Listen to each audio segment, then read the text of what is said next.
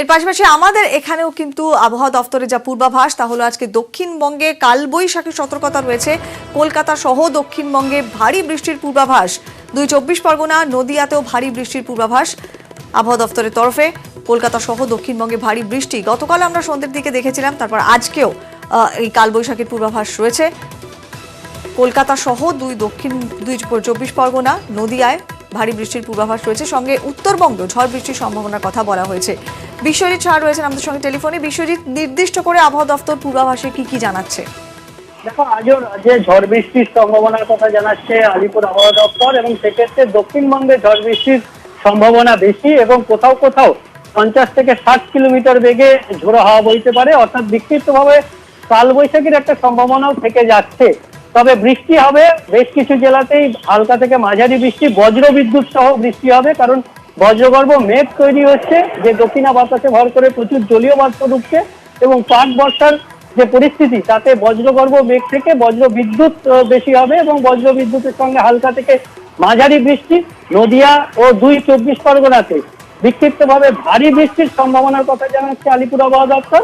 অন্যদিকে উত্তরবঙ্গের জেলাগুলিতেও ঝড় বৃষ্টির সম্ভাবনা রয়েছে। শুক্র ও শনিবার উত্তরবঙ্গে ঝড় বৃষ্টির পরিমাণ বাড়বে বলে জানাচ্ছে আবহাওয়া দপ্তর। ধন্যবাদ বিশ্বজিৎ। এবারে যে খবরে চোখ রাখবো, দেশে 2 লক্ষ করোনা আক্রান্ত ছাড়িয়ে গিয়েছে। আমরা এই মুহূর্তে আনলক ফেজ 1-এ রয়েছি, তারই মধ্যে দেশে 2 লক্ষ ছাড়িয়ে গেল করোনা আক্রান্তের সংখ্যা। 24 ঘন্টায় রেকর্ড 8,909 জনের সংক্রমণ হয়েছে।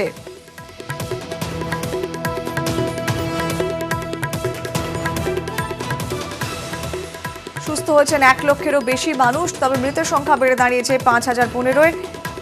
আরো একবার আপনি জানিয়ে রাখি, একদিনের রেকর্ড আক্রান্ত 8,909 জন। 24 ঘন্টাতে 217 জনের মৃত্যুর খবর এসে পৌঁছেছে। এই মুহূর্তে আনলক ফেজ 1-এ রয়েছে গোটা দেশ, তারই মধ্যে 2 লক্ষ ছাড়িয়ে গিয়েছে করোনা আক্রান্তের সংখ্যা।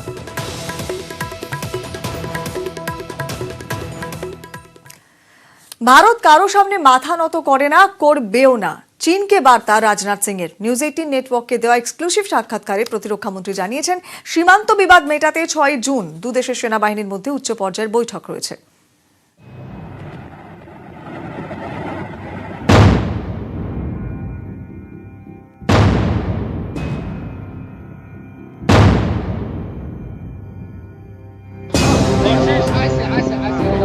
একদিকে ভারতীয় সেনা, আরেকদিকে চীনের সেনা একেবারে মুখোমুখি।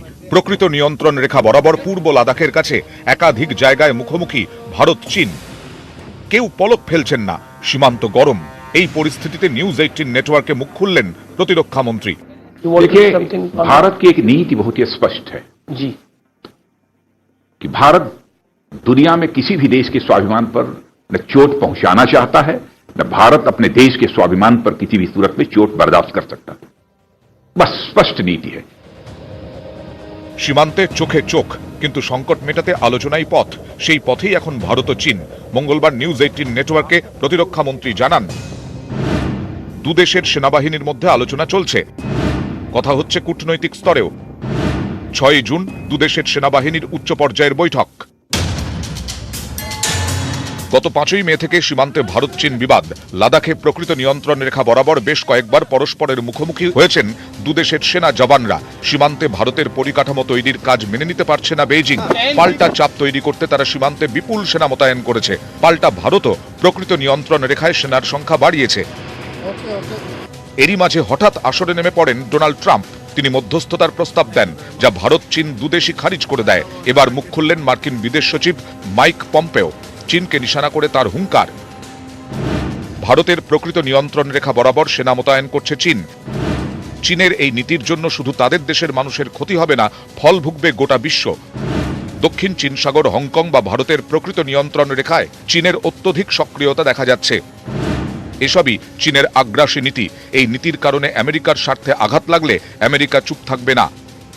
গত সপ্তাহে চীনা প্রেসিডেন্ট শি জিনপিং সেনাকে যুদ্ধের জন্য প্রস্তুত থাকার নির্দেশ দেন। 24 ঘন্টা পরেই অবশ্য সুর নরম করে বেইজিং বলে, সীমান্ত নিয়ে ভারত ও চীন দুদেশের পরিস্থিতি স্থিতিশীল ও নিয়ন্ত্রণযোগ্য।